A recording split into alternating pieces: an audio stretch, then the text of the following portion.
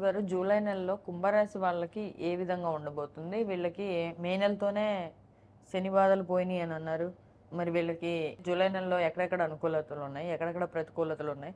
గ్రహాల మార్పు వల్ల వీళ్ళకి ఎలా ఉండబోతుంది? అయితే ఈ కుంభరాశి వాళ్ళు గనుక చూసుకుంటే మీరు చెప్పిన విధంగా ఏలినాటి శని మూడో స్టేజ్లో ఉన్నారు. వీళ్ళకి దినదినంతో ఒక్కొక్క రోజు గడిచే కొంది మంచి ఫేవరబుల్ రిజల్ట్స్ వస్తూ ఉంటాయి. గురువు కూడాను అనుకూలంగా ఉన్నారు. కొత్తగా ప్రమోషన్స్ రావటం, తర్వాత ఆదాయ వనరులు వీళ్ళకి కనపడటము, పిల్లల విషయంలో చాలా అనుకూలంగా ఉండటం, పెళ్లి కాని వాళ్ళకి పెళ్ళి అవ్వటం, ఈ విషయాలన్నీ జరుగుతూ ఉన్నాయి.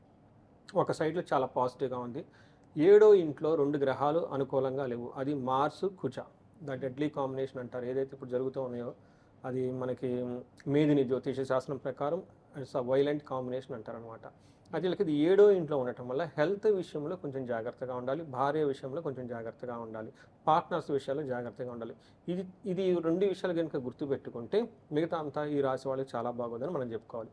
మనం డీటెయిల్స్ కనుక చూసుకుంటే ఒక్క సూర్యుడి సంచారం మాత్రమే వీళ్ళకి జూలై నెలలో ఉంది. మిగతా గ్రహాలు మారుతూ ఉన్నాయి, కానీ జూలై ఎండ్లో మారుతూ ఉన్నాయి అనమాట, 2-3 రోజుల ముందు. కానీ ఓవరాల్గా ఈ మంత్ అంతా ఎలాంటి గ్రహంలో పెద్ద చేంజెస్, ఒక సూర్యుడు మాత్రమే వీళ్ళకి గ్రహం చేంజ్ ఉందన్నమాట. అయితే ఈ సూర్యుడి గ్రహం కూడా వీళ్ళకి అనుకూలంగా ఉన్నారు.